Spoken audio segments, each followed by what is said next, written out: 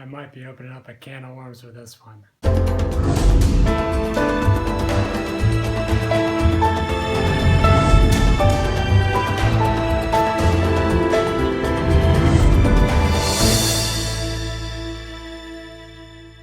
But anyway, guys, my name is RJ, this is The Secret Stacks, and I just finished City of Glass last night, and I liked it. I really liked it.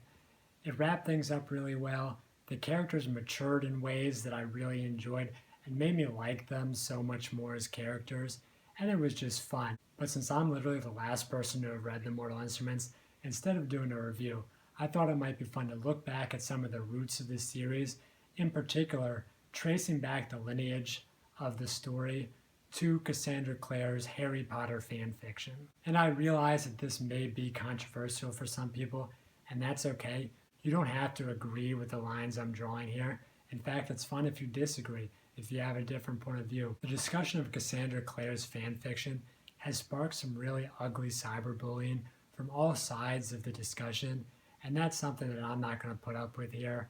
If you want to bully somebody, bully me, that's fine. I'm a tough guy. But if you're going after people in the comments, like, get out of here. I'm not going to accept that. So just to set the foundation for this discussion, Cassandra Clare initially rose to fame in the Harry Potter fandom for creating the Draco Trilogy, which was a fan fiction created around the idea of Draco, instead of being an out-and-out bad guy, him being a brooding, bad boy, but good guy. Her creation was really popular, not just for her new portrayal of Draco, but also as being one of the first to ship the Draco and Ginny relationship, which is a seed with roots that extend all the way into the Mortal Instruments. But first, the similarities between the series start well before the characters.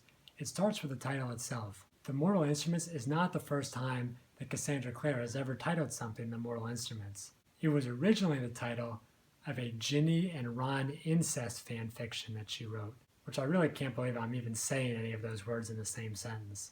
And now that I think about it, I really don't want to try to imagine what the Mortal Instruments were in the context of that story. Although, considering the Shadowhunter's world, the Mortal Instruments are a sword, a cup, and a lake, three of the most sexualized objects in literature.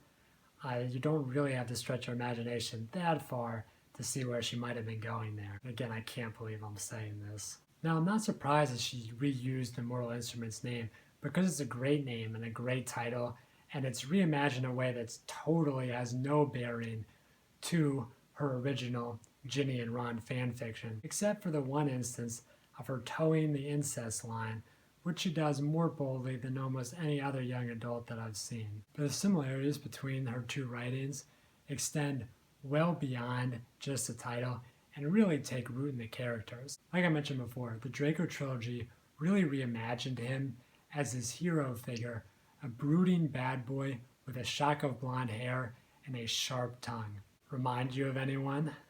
Chase is written almost exactly like Clare wrote Draco, and is really the foundation for this connection, especially when you consider Ginny. You remember Ginny, shock of red hair, freckles, small but strong, and fierce in a really understated sort of way. Kind of reminds me of someone else. Now you might say that beyond the physical appearance, Clare really isn't that similar to how J.K. Rowling wrote Ginny, and the fact is that's right, but she is really similar to how Ginny was portrayed in Clare's fan fiction, where she took on a much more leading role, in a bit of a love triangle with Draco and our boy Harry. Now Harry also looks kind of familiar to fans of the Shadowhunter world.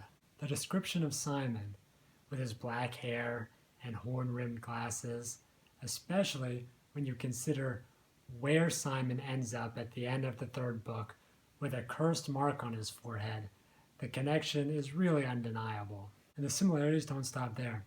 We have Luke, the fatherly werewolf, who shares more than a disheveled, striking resemblance to one Remus Lupin.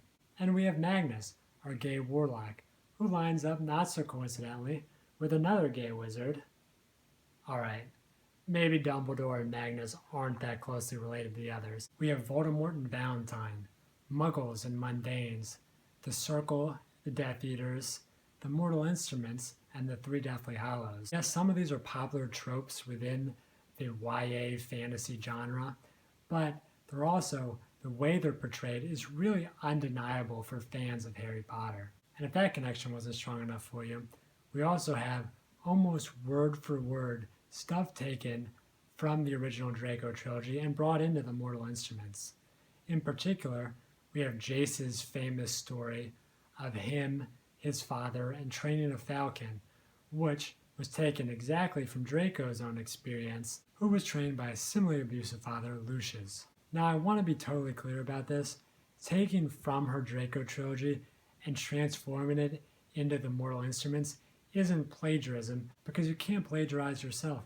And I don't think it diminishes the Mortal Instruments at all.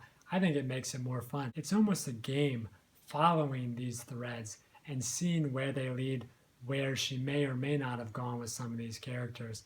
And I'm only touching on the surface of some of these connections. I know people who are deeper in each of the fandoms probably can draw a lot more similarities than I'm doing in this video. Now, it should be noted that Cassandra Clare strongly denies any connection between the Mortal Instruments and her original fan fiction, which I can understand, especially considering the controversy surrounding the Draco trilogy and how it was eventually taken down because of accusations of plagiarism. And again, I'm not going to go into all that here, but I will leave a link down below.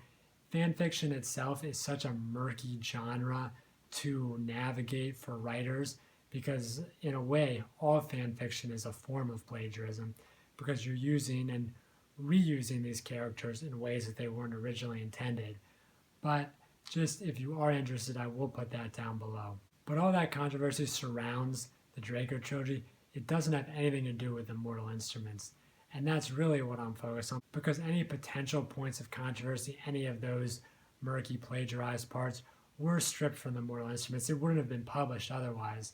So what I'm saying, not that the Mortal Instruments has been plagiarized, I'm saying that she took a work of fan fiction and remolded it and formed it into something unique, something better, and I think that's a lot of fun. But what do you guys think? Am I just crazy here? Am I grasping at straws that aren't really there? Or have you guys noticed similarities that I haven't touched on? Either way, let me know down in the comments below. And until next time, see ya.